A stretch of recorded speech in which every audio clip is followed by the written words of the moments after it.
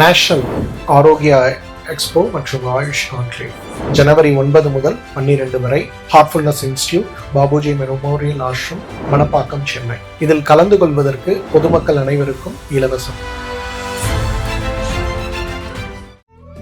தமிழர்களின் number 1 choice Tamil matrimony. தெய்வத்தின் அருள் இப்போது உங்கள் கையில். 100% தூய்மையான சில்வர் காயின் உங்கள் இஷ்ட தெய்வத்தின் அழகான உருவத்துடன் உடனே ஆர்டர் செய்ய நிபுராவை அணுகுங்கள்.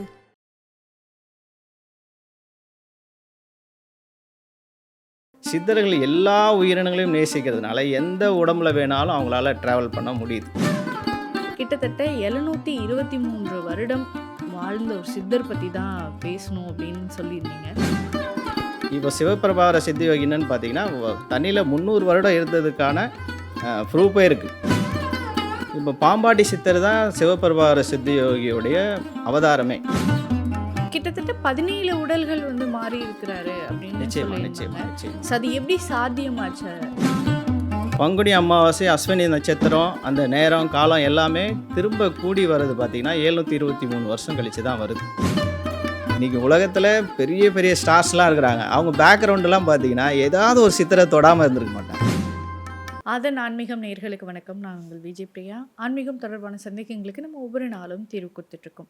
இந்த நிகழ்ச்சியில் நம்ம கூட யார் இணைஞ்சிருக்காங்க அப்படின்னு பார்த்தீங்கன்னா, பிரம்மஸ்ரீ நவநீத கிருஷ்ணன் சித்த வித்யாத்ரி அவங்க தான் நம்ம கூட இருக்கிறாங்க. அவங்கக்கிட்ட நிறைய விஷயங்கள் நம்ம கேட்டு தெரிஞ்சுக்கலாம். வணக்கம் சார். வணக்கம்மா. எப்படி இருக்கீங்க சார்?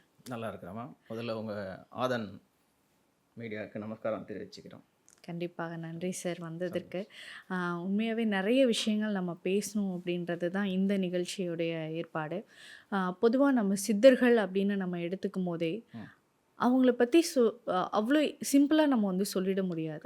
அவ்வளோ விஷயங்கள் இருக்குது. ஈஸியாக கடந்து போயிட முடியாது. கண்டிப்பாக அவங்க செய்த அதிசயங்கள் அவ்வளோ விஷயங்கள் இருக்குது. அதுலேயும் குறிப்பாக நம்ம எல்லாருமே ஆச்சரியப்பட வச்சது நீண்ட கால ஆயுள் அப்படிங்கிற ஒரு விஷயம். ஆதி காலத்தில் இருந்து ஏன் இப்போ வரைக்குமே சித்தர்கள் வாழ்ந்துட்டுருக்குறாங்க அப்படிங்கிற ஒரு விஷயம். அதுலேயும் குறிப்பாக நிறைய சித்தர்கள் இந்த கூடு விட்டு கூடு பாய்ந்து உயிர் வாழ்ந்தாங்க அப்படிங்கிறது. சாகா வரம் பெற்ற சித்தர்கள் அப்படின்னு சொல்லக்கூடியவங்க எக்கச்சக்கமாக இருக்காங்க. அப்படி ஒரு சித்தரை பற்றி தான் இந்த நிகழ்ச்சியில் நம்ம பேசலாம் அப்படிங்கிறதுக்காக தான் இந்த காணொளி. கிட்டத்தட்ட 723 வருடம் வாழ்ந்த ஒரு சித்தர் பற்றி தான் பேசணும் அப்படின்னு சொல்லியிருந்தீங்க. அவர் யார், அவர் செய்த அற்புதங்கள் என்ன, அதுலேயும் குறிப்பாக நான் சொல்லும் போதே சொன்னேன், இப்போ நமக்கு ஒரு 100 வயதை தாண்டதே மிகப்பெரிய கடினமான ஒரு விஷயம். 723 வருடம் இது சாத்தியமே கிடையாது சார். அதை பற்றி சொல்லுங்கள் சார். அவருடைய திருநாமம் பார்த்திங்கன்னா பகவான் பிரம்மஸ்ரீ. அவர் சிவபிரபாகர சித்த யோகி. அவர் ஏன் நாம் சித்த யோகி பரமஹம்சர்னு சொல்கிறோம் அப்படின்னா, இந்த உலகத்தில் பெரிய வைப்ரேஷன் ஒன்று இருக்குது. நாம் எல்லோரும் என்ன நினச்சிட்டு இருக்கிறோம், ஏதோ மனித உயிரை மட்டும் காக்க வந்த கடவுள் அப்படின்னு நினச்சிட்டு இருக்கிறோம். ஸோ இந்த உலகத்தில் இருக்கிற எல்லா உயிரினங்களுக்கும் பாதுகாப்பு நிச்சயமாக அது இறைவன் தான் கொடுக்குறாரு. அதில் எந்த மாற்று கருத்தும் இல்லை. இந்த 2000 வருடங்களாக நாம் மிகப்பெரிய ஒரு வைப்ரேஷன் இந்த உலகத்தில் நம்மளால் உணர முடியுது அப்படின்னா, அது நம்மளுடைய இந்த ஆன்மீகத்தினுடைய உள்ளாற்றல் தான். ஸோ அதில் பாபாஜி இருக்கிறார், மகாவதார் பாபாஜி இருக்கிறார். அவர் 2000 வருஷமாக இருக்கிறதாக இங்கே சொல்லப்படுது. கண்டிப்பாக. அதுக்கு அடுத்தபடியாக ஒரு மனிதர் நம்ம இந்த தென்னிந்தியாவில் ஒரு பெரிய ஒரு ஆன்மா இருக்குது அப்படின்னு சொன்னால் அது சிவபிரபாகர சித்த யோகி தான். கண்டிப்பாக. இதில் நாம் நிறைய கவனிக்க வேண்டிய விஷயம் என்னென்னா, உடல் ஏன் மாறுறாங்க? ஒரே உடலில் இருக்கலாம் இல்லையா, அதுதானே காயக்கல்பம் அப்படின்னு நம்ம சொல்லலாம். இந்த உடல் இந்த பூமிக்கு சொந்தமானது. எதுக்கு ஆயுள் எவ்வளோ அப்படின்னு கேட்டிங்கன்னா 150 வருடம் தான் சயின்ஸாக. நீங்கள் கெமிக்கல், ஏன்னா இது பாடி ஃபுல்லாகவே ஒரு கெமிக்கல் தான் இருக்குது. கண்டிப்பாக. ஸோ இந்த கெமிக்கல் 150 வருஷம் வரைக்கும் பாதுகாக்கலாம். ஆனால் உள்ள சோல், உள்ள உயிர் ஆற்றல் இருக்கிறது அழிவில்லாத ஒரு பொருள். அழிவில்லாத பொருள் ஏன் இன்னொரு பாடியில் நம்மளால் எல்லாராலையும் மாற முடியல அப்படின்னா, நாம் அதுக்கான தூண்டுதலை ஏற்படுத்தலை. ஆன்மாவுக்கு ஒரு தூண்டுதல் தேவை. அது தூண்டுதல் என்ன அப்படின்னா ஜாக்கிரதை அப்படின்னு சொல்கிறாங்க. கண்டிப்பாக. இப்போ இறக்க தருவாயில் எல்லாருக்கும் என்ன நிகழ்து அப்படின்னா, ஜாக்கிரதையை இழந்துடுறாங்க. அங்கே எல்லாரும் எதை பிடிச்சிக்கிறாங்க அப்படின்னா, பந்தம்ன்ற இந்த உடல் சார்ந்த விஷயங்களை பிடிச்சிக்கிறாங்க. உறவுகளை பிடிச்சிக்கிட்டதுனால நம்மளால் இன்னொரு உடலுக்குள்ளே ஈஸியாக கடந்து போக முடியல. ஸோ அப்போ இந்த சித்தர்கள்லாம் என்ன செய்கிறாங்க அப்படின்னா, சித்தர்கள் எல்லா உயிரினங்களையும் நேசிக்கிறதுனால எந்த உடம்புல வேணாலும் அவங்களால ட்ராவல் பண்ண முடியுது. ஓகே. எல்லா உடலுக்குள்ளேயும் அவங்களால ட்ராவல் பண்ண முடியும். நாம் இப்போ மனித ரூபத்தில் வந்ததுனால நாம் என்ன சொல்கிறோன்னா ஒரு ஆச்சரியமாக ஒரு மிகப்பெரிய ஒரு தத்துவமாக பார்க்குறோம். ஆனால் சிவபெருமார சித்தயோகி வந்து பார்த்திங்கன்னா 300 வருடம் கடலுக்குள்ளே வாழ்ந்திருக்கார். ஓகே. 300 வருடம் அவர் கடலுக்குள்ளே ஏன் வாழணும் அப்படின்னா, கடலில் இருக்கிற ஜீவராசிகளுக்கு அவர் அங்கே அதனுடைய வைப்ரேஷனு அவர் அங்கே உள்ள பாதுகாப்பாக இருந்திருக்கிறார். ஓகே. உள்ளே இருக்கிற ஜீவராசிகள் 300 வருடமாக ஒரு மனிதனுடைய உடலை எதுவுமே காயப்படுத்தலை அப்படின்னா, எந்த அளவுக்கு அந்த ஜீவராசிகள் அந்த அவரை நேசிச்சிருக்குன்றதையும் நாம் பார்க்கணும். ஓகே. ஸோ சிவபிரபாகர சித்த யோகி, இவர் வந்து 1263 வந்து பிறந்தாரு அப்படின்ற ஒரு இல்லை, விஷயம் அது உடல் அடுத்த உடல் மாறினதுக்கான டேட்டு தான் அதை சொல்கிறாங்க. ஓகே. அதான் அது அவர் இயற்கையாக பிறந்த தேதி அப்படிங்கிறது அவர் நமக்கு இல்லையா? பிறந்ததுன்னு பார்த்தீங்கன்னா, அவர் கிட்டத்தட்ட 10ஆம் நூற்றாண்டில் தான் அவர் பிறக்கிறார். ஓகே. ஆமாம், கேரளாவில் ஒரு பிராமணர் குடும்பத்தில் இருந்து 10ஆம் நூற்றாண்டில் அவர் பிறக்கிறாரு. அதுக்கப்புறம் அவர் வந்து அந்த காலகட்டங்களில் அங்கே இருக்கிற மக்களுக்கு சேவை செய்கிறார். சேவை செய்யும்போது அந்த உடல் மாற்றங்கள் அப்படின்றது எங்கே நிகழ்து அப்படின்னு கேட்டிங்கன்னா, அவருடைய காலங்கள் வந்து அடுத்தடுத்த நிகழ்வு நடக்கிறதுக்காக ஒரு ஆன்மீக பயணங்கள் அவர் போகணும் அப்படின்றதுக்காக ஒரு உடல்ல இருந்து இன்னொரு உடல் அவர் மாறி போகக்கூடிய ஒரு வாய்ப்புகள் நிறைய கிடைக்குது. ஓகே. கிட்டத்தட்ட 17 உடல்கள் வந்து மாறி இருக்கிறாரு அப்படின்னு நிச்சயமா சொல்லியிருந்தாங்க. நிச்சயமா நிச்சயமா So, அது எப்படி சாத்தியமாச்சு? நிச்சயமா. அது அதுக்கு அவர் வந்து உதாரணமாக அவர் வந்து பார்த்தீங்கன்னா, அவர் கேட்குறாங்க, நீங்கள் எப்போ வந்து இந்த உடலை வந்து விட போகிறீங்க அப்படின்னும்போது அவர் சொல்கிறாரு, என்னுடைய உடல் வந்து பார்த்தீங்கன்னா நான் ஆல்ரெடி நான் வாழ்ந்த இடத்துல ஒரு குறிப்பு நான் எழுதி வச்சிருக்கிறேன். ஓகே. அதை நீங்கள் பார்த்தீங்கன்னா அந்த குறிப்புக்கு என்ன எழுதி வச்சிருக்காரு அப்படின்னு கேட்டிங்கன்னா, அவர் பிறந்தது வந்து பங்குனி அமாவாசை அஸ்வினி நட்சத்திரத்தில் அவர் பிறக்கிறார். ம். அந்த பங்குனி அமாவாசை அஸ்வினி நட்சத்திரம் அந்த நேரம் காலம் எல்லாமே திரும்ப கூடி வர்றது பார்த்தீங்கன்னா 723 வருஷம் கழிச்சு தான் வருது. ஓகே. ஸோ அந்த நாள் அவர் குறித்து வச்சு ஆல்ரெடி ஏற்கனவே வந்த உடலில் வந்தப்போ எழுதி வச்சுட்டு போயிருக்கார். ஓகே. அது வந்து மக்களுக்கு காமிச்சு இதை போய் எடுத்துகிட்டு வாங்க, மாடியில் மேலே இருக்குது, போய் எடுத்துகிட்டு வாங்க அப்படின்னும்போது அதை எடுத்துகிட்டு வந்து பார்க்கும்போது அந்த நாள் கரெக்டாக இருக்குது. ஓகே. அந்த நாளில் நான் வாழ்ந்த வீடெல்லாம் இடிஞ்சிடும், ஆ. அது இடிஞ்சிடுச்சுன்னா என்னுடைய மரணம் நெருங்கிடுச்சின்னு நினச்சிக்கங்க அப்படின்னு சொல்லி அந்த குறிப்புல ப்ரூஃபோட எழுதியிருக்காரு. ஆமாம் அந்த ப்ரூஃபோடு செய்கிறார். இது வெறும் இந்த ப்ரூஃப் மட்டும் இல்லை, அவர் கைப்பட எழுதின ஒரு ஸ்ரீசக்கரம் ஏற்றிருக்கிறார். ம். அது ஆன்மீக ரகசியமானது. ஓகே. இப்போது இந்த தீவிரவாதிகள்லாம் ஒரு மொழி வச்சுருப்பாங்க இல்லையா, ஆமா. ஆ. அது எல்லாருக்கும் ஓகே. தெரியும், கோட் வேர்டு கோடு அப்படின்னு வேர்டு மாதிரி சொல்லி. வச்சுருப்பாங்க. அதனால் அந்த காலத்தில் சித்தர்களுக்குன்னு தனி கோடு வேர்டு வச்சுருந்தாங்க. ஓகே. அவர் எழுதினது அவரால் மட்டும்தான் அதை படிக்கும். படிக்க முடியும். ஓகே. அந்த மாதிரி சித்தர்களுடைய சிவபிரபாகர சித்தயோகியுடைய அந்த கோடு வேர்டு அவர் எப்பெல்லாம் எந்தெந்த இடத்துக்காக உடல் மாற்றினேன், ம். எதுக்காக நான் இதெல்லாம் வந்து செய்தேன்ட்டு அவருடைய பாஷையில் அவர் எழுதி வச்சிருக்கிறாரு. ஓகே. ஸோ இது அதை அடுத்த மக்கள் ஜென்மம் முன்னாடி அவர் வரும்போது. மட்டும்தான் படிக்க முடியும். ஓகே. ஸோ அடுத்த ஜென்மத்தில் அடுத்த உடல் என்ன வரும்போது அவர் பண்ணலாம், அதை என்ன படிக்கிறார். பண்ணலாம், எந்த உடலில் நான் வந்தேன், ஏன் வந்தேன், எதுக்கு வந்தேன்றதை அவரு தான் அதை சொல்ல முடியும். ம். அப்படி தான் அவர் ஒவ்வொரு இடத்துலையும் சொல்லியிருக்காரு. இப்போ நீங்கள் சங்கரன் கோயிலில் வந்து அவருடைய ஜீவசமாதி இருக்குது, ம். அங்கே அவர் வந்து சொன்னதுனால தான் தெரியும். ஓகே. நீங்கள் பாம்பாடி சித்தர்ன்றது அவர் வந்து சொன்னதுனால தான் தெரியும். ஓகே. மூட்டைச்சாமி நான் தான்றது அவர் வந்து சொன்னதுனால தான் தெரியும். சிவபிரபார சித்த யோகின்றது கேரளாவில் அவரு அந்த பாறை மேலே உட்காந்து தவசு பண்ணது, அவருடைய ஹிஸ்ட்ரி எல்லாம் அவர் சொல்கிறதுனால தான் நமக்கு தெரியுது. கண்டிப்பா. இப்போ இதெல்லாம் எழுத்து மூலியமாகவே அவருடைய பாஷையில் எழுதி வச்சதுனால தான் நமக்கு இது ப்ரூஃபாக இருக்குது. ஓகே. வேறு யாரும் அதை படிக்க முடியல. இப்போ கண்டிப்பா. எங்ககிட்டே எங்கள் ஆசிரமத்திலே அது இருக்குது. ம். நாங்கள் இந்த மொழி பெயர்க்கிறவங்க கிட்டலாம் கொடுத்து இது ஆராய்ச்சி பண்ணப்போ ம். இது எந்த மொழியோடு இணைஞ்சி வரலை, ஓகே. இது அவருக்காக அவரே எழுதிக்கிட்ட மொழி அப்படின்னு அதை எங்களுக்கு ப்ரூவ் பண்ணியே சொல்லியிருக்கிறாங்க. ஓகே. இப்போ திரும்ப அதை வந்து யார் படிக்கிறாங்களோ அப்போ மறுபடியும் சிவபிரபார சித்த யோகி இங்கே வாழ்ந்துட்டு இருக்கிறாருன்றது ப்ரூஃப் ஆகிடும். ஓகே. ஸோ இதற்கப்புறமும் திரும்பவும் வருவார். திரும்பவும் கண்டிப்பாக வரேன்னு தான் சொல்லியிருக்காரு. ஓகே. அதாவது அவங்க வந்து ஆன்மாவை நேசிக்கிறவங்க. ம். இந்த உலகத்தில் வந்து 2 விதமாக நாம் இருக்கிறோம். ஒன்று துவைதமாக இருக்கிறோம். துவைதம்னா குடும்பம், சலனமாக இருப்போம், ம். நமக்கு எது வேணும்னாலும் கடவுள்கிட்ட கேட்டு வாங்குவோம், நமக்கு ஒரு சாட்சி வச்சுப்போம், எல்லாத்துக்கும் ஒரு சாட்சியாக வச்சு வாழ்கிறது வந்து துவைதமான ஒரு வாழ்க்கை. அத்வைதம் அப்படின்றதுன்னா அவங்களுக்கு சாட்சியே கிடையாது, ம். அவங்களுக்கு ஆதாரங்களே தேவையில்லை, ஓகே. அவங்களுக்கு உடல் தேவையில்லை, அவங்க எல்லாத்துலேயுமா இருப்பாங்க, அவங்களுக்கு அப்போ தேவையற்று இருப்பாங்க. ம். ஆனால் அந்த தேவையற்று இருக்கும்போது இந்த உயிரினங்களை நேசிப்பாங்க. அந்த உயிரினங்களுடைய அவஸ்தை இருக்கும்ல, துவைதமாக நாம் இருக்கிறோம்ல. கண்டிப்பா. இப்போ நாமளை வந்து அரவணைக்கிறதுக்கும் நமக்கு ஒரு அடுத்த கட்டத்தை நகர்ந்து கொண்டு போகிறதுக்கு நமக்கு முன்னாடி இருக்கிறவங்க வந்து சொன்னால் தான் நமக்கு தெரியும். அப்போ அத்வைதத்தில் இருக்கிறவங்க வந்து துவையத்தில் இருக்கிறவங்களுக்கு சொன்னால் மட்டும்தான் நமக்கு அது சாத்தியம். அப்படி இந்த உலகத்தில் வந்தவங்க தான் இயேசுநாதர், அப்படி வந்தவங்க தான் புத்தர். இவங்கெல்லாம் மகா ஆத்மான்னு நம்ம சொல்கிறோம். கண்டிப்பாக. இந்த மகா ஆத்மாக்களுடைய வைப்ரேஷன் இந்த உலகத்தில் இருக்கிறதுனால தான் நாம் இன்னும் ஜீவிச்சிட்டு இருக்கிறோம். ஓகே. அடுத்த பரிணாமன்றது அவங்களுக்கு மட்டும்தான் தெரியும். கண்டிப்பாக. அத்வைதம்ன்றது பரிணாமத்தினுடைய உச்சம். ம். நம்ம இன்னைக்கு புராணங்கள் பேசுகிறோம், அத்வைதத்துக்கு நிறைய விளக்கம் கொடுக்குறோம். அதெல்லாம் உண்மையான்னு கேட்டால் மனித வாழ்வுக்கு அது ஒரு சாட்சி. கண்டிப்பா. நீங்கள் கடக்கிறதுக்கு ஒரு புஸ்தகம் எப்படியோ அந்த மாதிரி ஒரு சயின்ஸில் நீங்கள் கடக்கிறதுக்கான புஸ்தகம் தான் இன்றைக்கி இங்கே சொல்லப்படுகிற பிலாசபி எல்லாமே. ஆனால் உணர்வு நிலை அப்படின்றது நீங்கள் உயிரை நேசித்தால் மட்டும்தான் வரும், உடலை நேசித்தா வராது. ஓகே. இந்த உடலை கடந்து போகிறது எப்படின்றத இவங்க மாதிரி வாழ்ந்து காட்டுறவங்களால தான் நம்ம அதை தெரிஞ்சிக்க முடியும். ஓகே. இப்போ 17 உடல்கள் வந்து நிறைவடைந்திருக்கு. இப்போ நீங்க சொன்ன மாதிரி 18வது உடல் வரப்போகுது. கண்டிப்பாக வருவாங்க. ஆனா அதுக்கு நீங்க சொல்லியிருந்தீங்க இந்த மாதிரி அந்த பங்குனியில வந்து ஒரு முக்கியமான நிச்சயமா நாள் நிச்சயமா தான். நிச்சயமா. அது வர்றதுக்கு இல்லை, டைம் அவருடைய இருக்கா? அவருடைய பிறப்பு வந்து என்ன நாள் என்ன நட்சத்திரமோ அதே மாதிரி அவருடைய சமாதி நாளும் அதே நாள் அதே நட்சத்திரம். ஓகே. இது வந்து எல்லா சித்தர்களுக்கும் இது அமையறதில்லை. எல்லா சித்தர்களுக்கும் இது அமையறதில்லை. பட் சிவபிரபார சித்த யோகிக்கு இது நடந்திருக்கு, இந்த நிகழ்வு நடந்திருக்கு. ஓகே. அப்போ அவர் திரும்பவும் நான் அந்த பங்குனி அமாவாசையில் தான் வருவேன்றதை அவர் ப்ரூவ் பண்ணி எழுதி வச்சுட்டே போயிருக்கார். ஓகே. ஸோ அடுத்து பங்குனி அமாவாசைக்கு தான் நம்ம ஆமாம், வந்து எந்த பங்குனி எதிர்பார்க்கணும். அமாவாசை எந்த வருஷம்னு தெரியாது, எப்போ வெளிப்படுத்துவார்னு தெரியாது. ஓகே. ஆனால் வெளிப்படுத்துறதுக்கான நாட்கள் நேரங்களை அவர் குறித்து வச்சுட்டு போயிட்டார். ஓகே.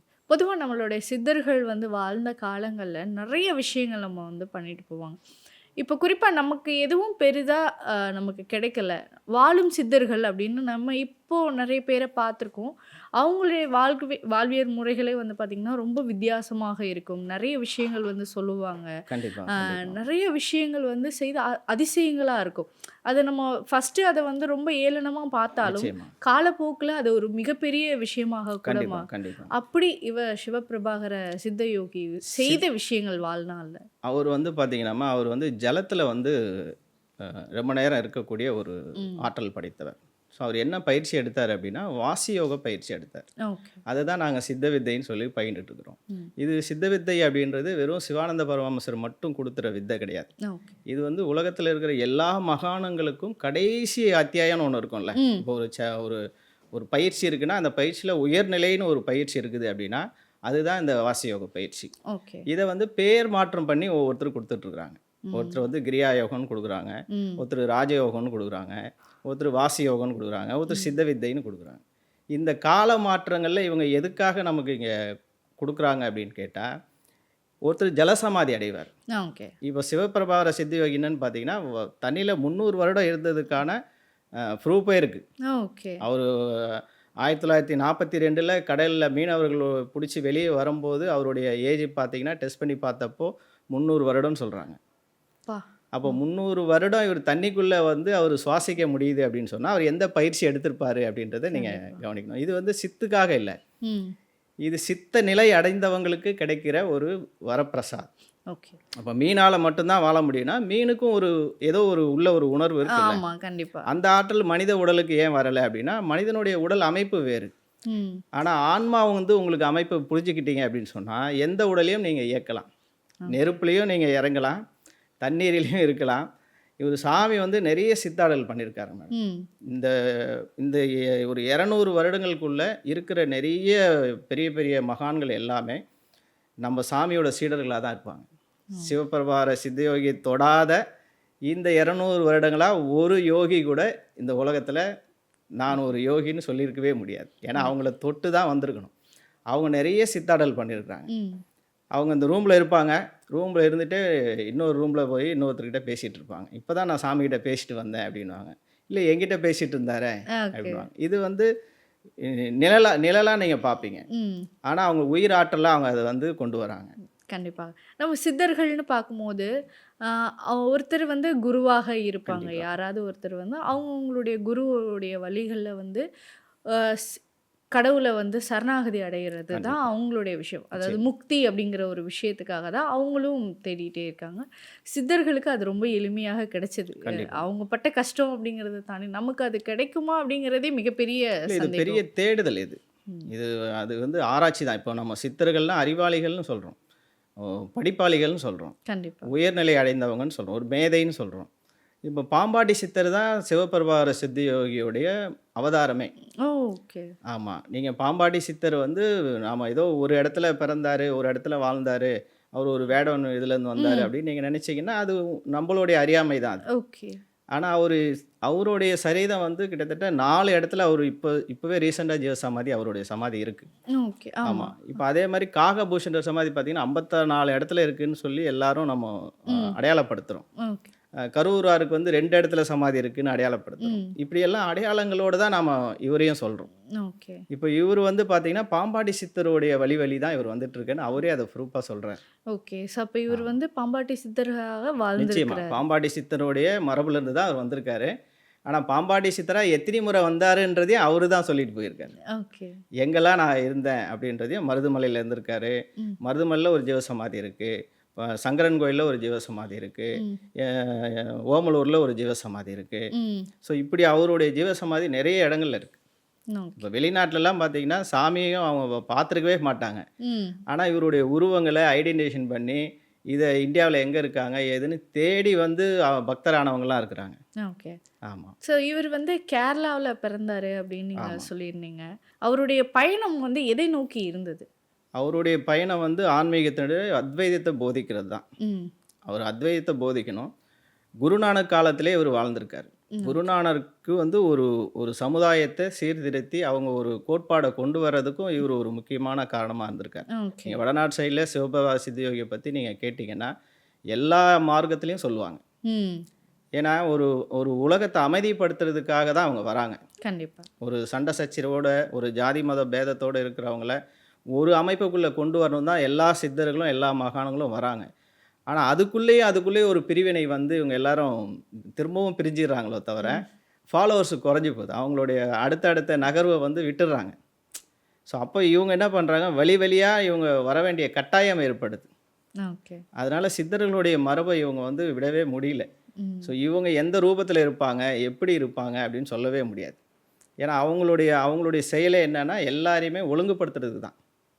நீங்கள் எவ்வளோ வேணாலும் மாயையில் விழுந்துடலாம், ஆனால் மாயைன்றது சொற்ப நேரன்றது அவங்களுக்கு மட்டும்தான் தெரியும். கண்டிப்பாக. இப்போ நாம் நினச்சிருப்போம் 200 வருஷத்தில் பெரிய ஒரு சயின்ஸ் வளர்ந்துருச்சு, நாம் இன்றைக்கி பெரிய ஆச்சரியத்தில் இருக்கிறோம், இன்றைக்கி என்னையா சாமியாரங்களை பற்றி கூப்பிட்டு பேசிகிட்டு இருக்கீங்க. சாமியார்கள் வந்து வேஷம் இன்றைக்கி மாறி போச்சு. இன்றைக்கி இருக்கிற சித்தர்கள்லாம் வந்து சாதாரண குடும்பஸ்த மாதிரி இருக்கிறாங்க, அவங்க வெளியே காட்டிக்கிறது இல்லை. கண்டிப்பாக. ஏன்னா இன்றைக்கி வேஷதாரிகள் நிறைய ஆயிட்டதுனால அவங்களுடைய இடத்துல அவங்க இருக்கிறாங்க, நமக்கு தான் தெரியறதில்லை. கண்டிப்பாக. ஏன்னா நம்ம தேடுனா அவங்க கிடைப்பாங்க. ஓகே. நீங்கள் தேடுனா அவங்க சாமின்னு சொல்லி வரமாட்டாங்க, உங்களுடைய உறவுகளாக வந்து உங்களுக்கு செய்வாங்க. கண்டிப்பாக. அந்த மாதிரி நிலைமைக்கு வர்றதுக்கு தான் இவங்க வந்து இந்த மாதிரி அவதாரங்களாக இருக்கிறாங்க. ஓகே. இப்போ நிறைய பேர் வந்து சித்தர்கள் வந்து அவங்களுடைய முன்னொரு கால வாழ்க்கையும் பிற்பகுதி வாழ்க்கையும் நம்ம வந்து பிரித்து பார்க்க முடியும். ஒரு கட்டத்துக்கு மேலே அவங்க வந்து கடவுளை தேடி பயணப்போ தான் எனக்கு வந்து இந்த ஞானம் கிடச்சிது, எனக்கு இந்த அனுபவம் இப்போ தான் கிடச்சிது அப்படிங்கிறவங்க நிறைய முக்கியமான சித்தர்கள்லாம் வந்து சொல்லிட்டு போயிருக்கிறாங்க. கண்டிப்பாக. அப்படி இவருக்கு பர்டிகுலராக இந்த இடத்துல இந்த வயசில் தான் எனக்கு வந்து அந்த ஒரு விஷயம் எனக்கு கிடச்சிது அப்படிங்கிற மாதிரி ஏதாவது குறிப்புகள் எழுதியிருக்கிறாரா? அவர் முதல் அவர் வந்தது 30 வயசு சரீரத்தில் அவர் வரார். அந்த உலகத்துக்கு தன்னை வெளிப்படுத்துகிறப்போ 30 வயது சரீரத்தில் தான் வெளிப்படுத்துகிறார். ஓகே. ஆனால் அந்த சரீரமே வந்து பார்த்தீங்கன்னா எதர்ச்சியாக ஒரு செக் பண்ணும்போது அது 30 வயது சரீரம் அல்லன்றாங்க. ஓகே. 30 வயசுல ஆமாம், அவருடைய 30 வயசுல உடல் தான் பருமன் வெளிப்படுத்துறாரு. 30 வயசு இல்ல. சிவபிரபாகர சித்தயோகினா யாரு அப்படின்னு 30 வயசுல தான் வெளிப்படுத்துறாரு. ஓகே. ஆனால் அது 30 வயசுல அது சோதிக்கும் போது இல்லை இவருக்கு 30 வயசுலாம் கிடையாது, இவருடைய இது வந்து பார்த்தீங்கன்னா ஒரு 200-300 வருஷம் பழமையான உடல் ஓகே அப்படின்னு சொல்கிறாங்க. அப்போ அவர் எந்த வயசில் எப்படி வந்தாருன்றதை நமக்கு செவி வழியாக வந்த செய்தியை மட்டும்தான் சொல்ல முடியுதோ தவிர ஆதாரங்களாக கரெக்டாக. ஏன்னா இவங்க வந்து அத்வைத போதிக்கு வரவங்க வந்து வயதே அவங்களுக்கு கிடையாது. ஓகே. கண்டிப்பாக. முதல்ல நம்ம வயதை கணிக்கிறோன்னா சரீரத்தை வச்சு நம்ம பிண்டத்தை வச்சு தான் கணிப்போம். சரீரம் வந்து அழியாது, இந்த ஆன்மான்றது அழியாதது, அதுக்கு வயதே இல்லை. அதனால் வயதை பற்றி நாம் ரொம்ப ஆலோசிச்சோம்னா நம்ம தான் கன்ஃபியூஷன் ஆகிடும். கண்டிப்பாக. அதனால் உடல் வச்சு பார்த்தீங்கன்னா உடலில் வந்து அவங்க ஒரு 300 வருடம் வாழ்ந்த ஒரு உடலில் வெளிப்பட்டிருக்கிறாங்க. ஓகே.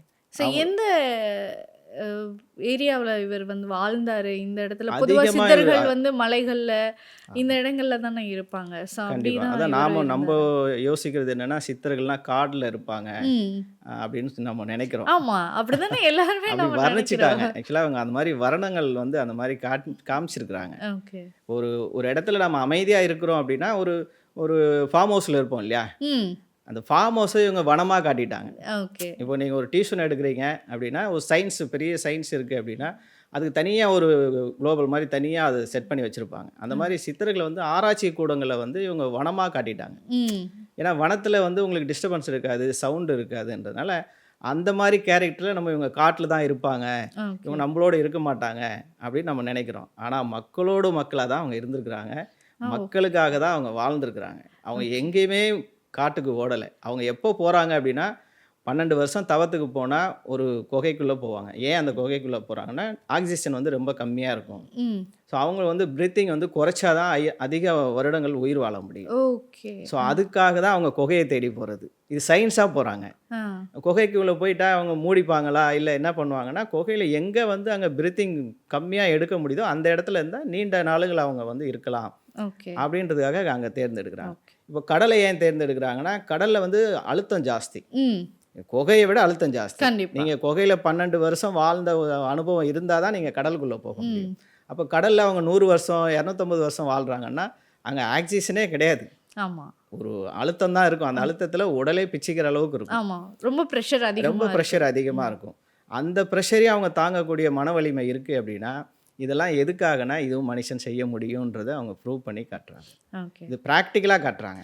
ஓகே. பொதுவா நமக்கு ஒரு மித்து இருக்கு. சித்தர்கள் வந்து மக்கள் நடமாட்டமே இல்லாத பகுதிகளில் தான் வந்து இல்லை வாழ்வாங்க. இல்லை அது தவறான மக்களுக்கு எளிமையாக தென்பட மாட்டாங்க இல்லை இல்லை அப்படிங்கிற ஒரு இது மித்து தவறான இருக்கு. ஒரு பதிவு. இது ஓகே. அந்த பதிவை நாம் உடைச்சிட்டா சித்தர்களை நம்ம குடும்பத்துள்ளே இருக்கிறாங்கன்றதை நம்ம தெரிஞ்சுக்க முடியும். ஓகே.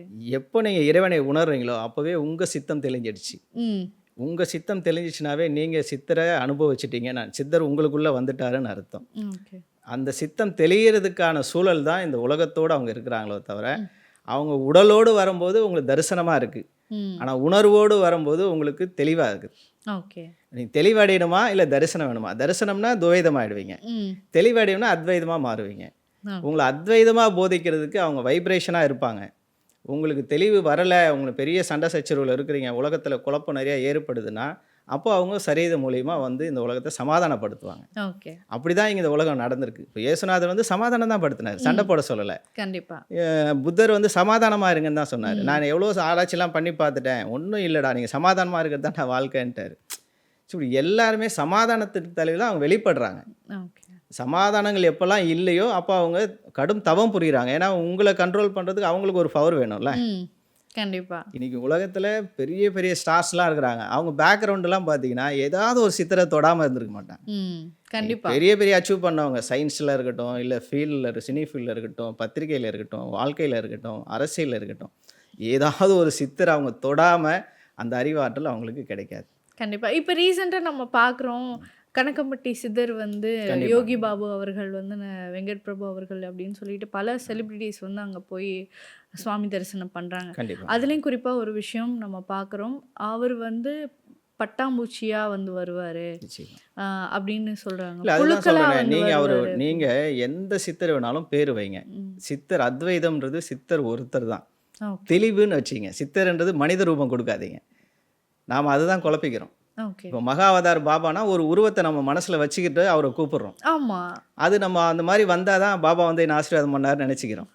ஆனால் சித்தம்ன்றது தெளிவு, உங்களுக்கு ஏதோ ஒரு விஷயத்தை தெளிவுபடுத்துறாரு, ம். அதுக்கு ஒருத்தர் வரணும். எந்த ரூபத்தில் வந்தா என்ன? ஓகே. ஸோ நமக்கு தேவையான பதில் யார் கொடுத்தாலும் சித்தர்கள் ரூபத்தில் கண்டிப்பாக இருப்பாங்க. உங்களை தெளிவுபடுத்துகிறவங்க எல்லாமே உங்களை விட அடுத்த பரிணாமத்தில் இருக்கிறவங்க. ம். அவங்க அத்வைதத்தில் இருக்கிறாங்க, நாம் குழப்பத்தில் இருக்கிறோம், துவைதத்தில் இருக்கிறோம். ஓகே. இப்போ உங்களை ஒருத்தர் கரெக்டாக கைட் பண்ணால் நீங்கள் அவர் காட்ஃபாதராக ஏற்றுப்பீங்க, ஆமாம். தப்பாக கைட் பண்ணால் என்ன பண்ணுவீங்க?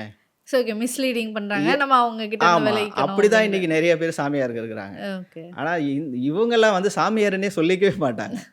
இவங்க நம்மளுடைய அடுத்த பரிணாமத்தில் இருக்கிறவங்க நம்மள வழிநடத்துறவங்க. நாம தான் அவங்கள கடவுள்னு பேர் வைக்கிறோம். நாம தான் அவருக்கு சித்தர்கள்னு பேர் வைக்கிறோம். நாம பேர் வைக்கிறதுக்கு ஏற்ற மாதிரியும் அவங்க வருவாங்க. ஓகே. ஏன்னா அது உங்களுடைய கற்பனை இல்லை. கண்டிப்பா. இப்போ நீங்கள் பட்டாம்பூச்சியாக நான் வந்து பார்த்தாரு, நான் தொட்டாரு, ஒரு அறிகுறி சொன்னாருன்னா உங்களுக்கு அதில் புரிதல் இருக்குது, ஒரு தெளிவு இருக்குது. அந்த தெளிவு நீங்கள் பட்டாம்பூச்சி இல்லாமல் ஒரு மனுஷன் சொன்னப்போ இருந்திருந்தா நீங்கள் யாரை நம்பியிருப்பீங்க?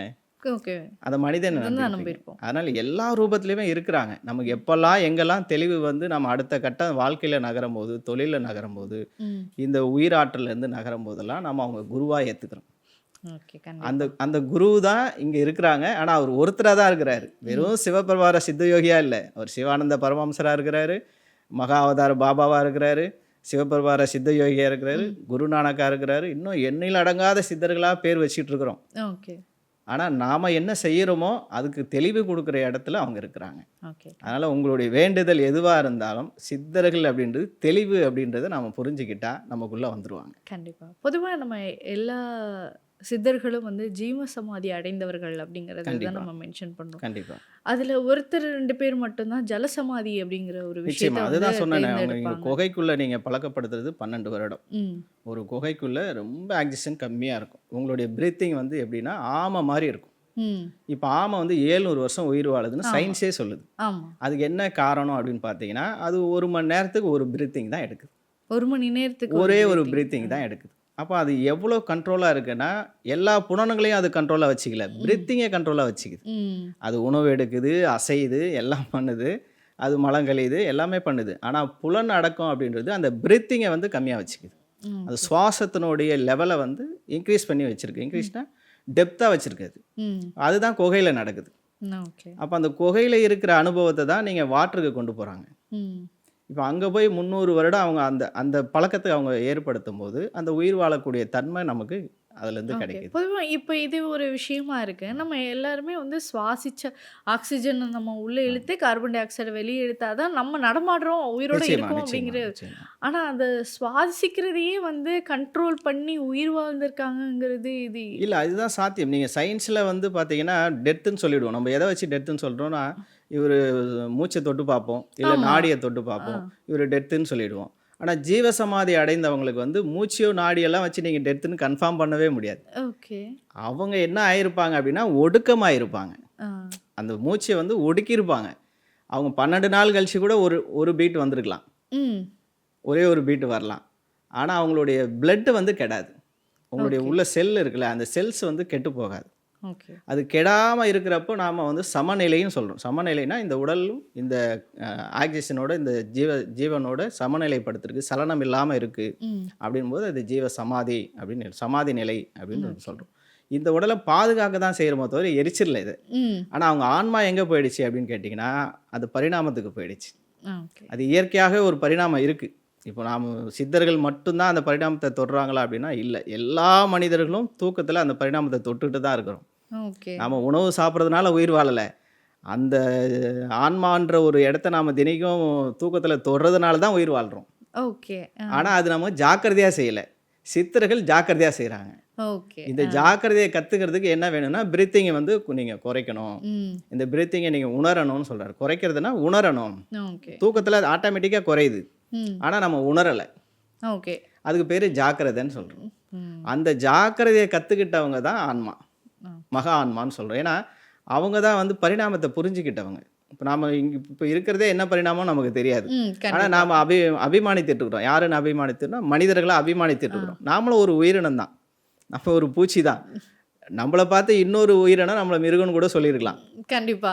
அது அது அவங்களுடைய லாங்குவேஜ்ல அவங்களுடைய என்ன லாங்குவேஜில் பேசியிருப்பாங்கன்னு கூட தெரியாது. நம்மளை மிருகன்னு கூட அது சொல்லியிருக்கலாம். நாம் அபிமானிச்சிட்டு இருக்கிறோம், மனிதனை நாம் அபிமானிச்சிட்டு இருக்கிறதுனால நமக்கு அது புரிய வரலை. ம். ஸோ அது புரியணும் அப்படின்னா நீங்கள் இந்த பிரீத்திங்கை நீங்கள் உணராமல் ஒன்றுமே பண்ண முடியாது. ஓகே. கண்டிப்பா. இப்போ பொதுவாக நிறைய சித்தர்களை வந்து நம்ம இப்போ கடவுள்களாக பார்க்குறோம். ரமண மகரிஷி ஆகட்டும், ராகவேந்திரா ஆகட்டும், கனகம்பட்டி சித்தர் ஆகட்டும், இப்போ இவங்க எல்லாருமே நமக்கு வந்து ஒரு குரு வழியாக இருக்கக்கூடிய கடவுளாக நம்ம பார்க்குறோம். போகிறோம், என்னோட கஷ்டத்தை வந்து நான் சொல்கிறேன், எனக்கு வாழ்க்கையில் இப்படி ஒரு பிரச்சனை இருக்குது, அதை தீர்க்கிறதுக்கு நான் என்ன வழி பண்ணணும், அதுக்கு வந்து அவர் பதில் கொடுப்பாரு, கண்டிப்பா. சித்தர்கள் வந்து வழிகாட்டுவாங்க அப்படிங்கிறது நம்ம நிச்சயமா. இப்போ இவர் சிவஸ்ரீ பிரபாகர சித்த யோகி அவர்கிட்ட நம்ம எப்படி வேண்டணும்? இங்க என்ன வேண்டுதலே எப்படி கிடையாது. கொடுப்பாரு? நீங்க அத்வைத்த போதிக்கிறவங்ககிட்ட வேண்டுதல் கிடையாது. ம். நீங்க துவைதமா இருக்கிறவங்க, துவைதம்னா என்னன்னா, நீங்க ஏதாவது பெற விரும்புறீங்க. ஓகே. ஏதாவது நீங்க பெற விரும்புனீங்கன்னா, நீங்க ஒரு சலனம் நீங்க அனுபவிச்சே ஆகணும்ல. நீங்க கண்டிப்பா. நன்மை தீமைகள பெற விரும்பிட்டீங்கன்னா, அதுக்கு நீங்க அனுபவிச்சு தான் ஆகணும். ம். ஆனா இங்க வந்து வேண்டுதலே கிடையாது. இங்க உணர்தல். அதாவது உணர்தல்னா, நீங்க இந்த சரீரத்திலோட வாழ முடியாது. ஆனா சரீரம் இல்லாம வாழ்றதுக்கு இந்த சரீரம் இருக்கும்போதே பழகணும். அந்த பழகுறதுக்கு நாம அவர்கிட்ட வந்து ஒரு விஷயத்த கேட்குறோம். என்ன கேட்குறோம்னா, "சாமி நீங்க எப்படி கடல்ல இருந்தீங்க? ஓகே. நீங்க எப்படி வந்து மக்கள் வந்து இந்த பக்கம் இருக்கும்போது அந்த பக்கம் கூடு ம். மாறுறீங்க? எப்படி அவங்களுக்கு காட்சி குடுத்தீங்க? எப்படி இங்கே உட்காந்துக்கிட்டு அங்க நடக்கிறது எப்படி உங்களால பார்க்க முடிஞ்சது?" ம். அப்படின்னா, "நான் உடல்ல போகலப்பா. நான் ஆன்மாவ புரிஞ்சுக்கிட்டேன். நான் ஆன்மாவ போய் பார்க்குறேன். ம். இந்த ஆன்மாவ எப்படி சாமி பார்க்க முடிஞ்சது?" அப்படின்னா, "அதுக்கு ஒரு பயிற்சி இருக்குப்பான்னு" அந்த பயிற்சியை தான் அவங்க வாசியோக பயிற்சின்னு சொல்லிக் குடுக்குறாங்க. ஓகே. ஸோ அந்த வாசியோக பயிற்சியின் மூலியமா நாம உணர்றது என்னன்னா, பரிணாமத்த தான் பார்க்கணுமோ தவிர, இங்க கடவுள், குரு, சிஷ்யன், ம். வேண்டுதல், வேண்டாமை ஓகே. இதெல்லாம் நீங்க கொண்டு வந்தீங்கன்னா, ஆ. திரும்பவும் நாம என்ன ஆகும்னா கன்ஃப்யூஷன் ஆயிடுவோம். ஓகே.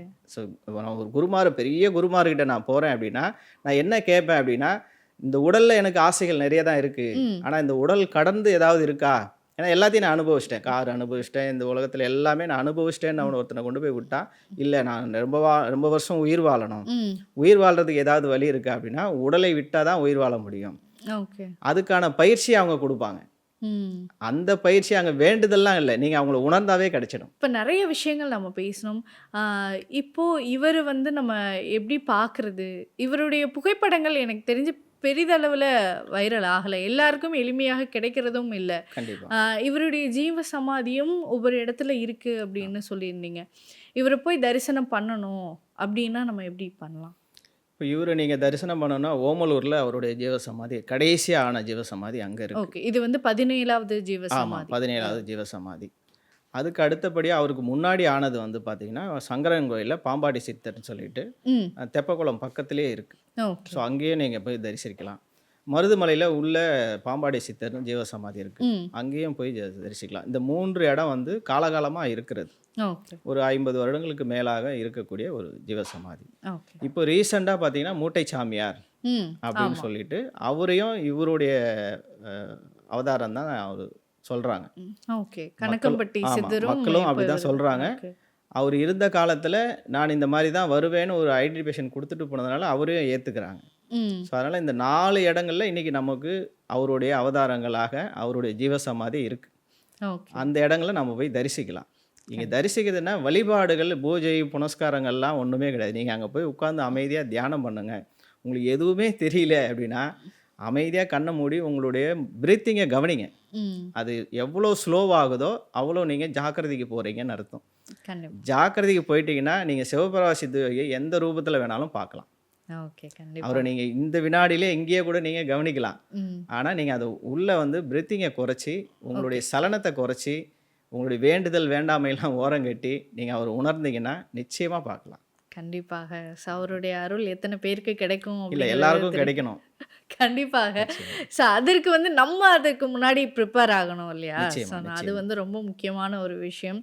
இந்த நேர்காணல்ல சிவபிரபாகர சித்த யோகி அவர பத்தின ஒரு முழு விவரம். 723 வருடம் ஒருத்தரால உயிர் வாழ முடியும் அப்படின்னா, கண்டிப்பா. அது சித்தர்களால மட்டும் தான் நிச்சயமா, சாத்தியமான ஒரு நிச்சயமா. விஷயம். அப்படி நெறைய விஷயங்கள், நெறைய அதிசயங்கள அவர பத்தி எங்களுக்காக பகிர்ந்துக்கிட்டதற்கு மிக்க கண்டிப்பா. நன்றி. ரொம்ப சந்தோஷம்.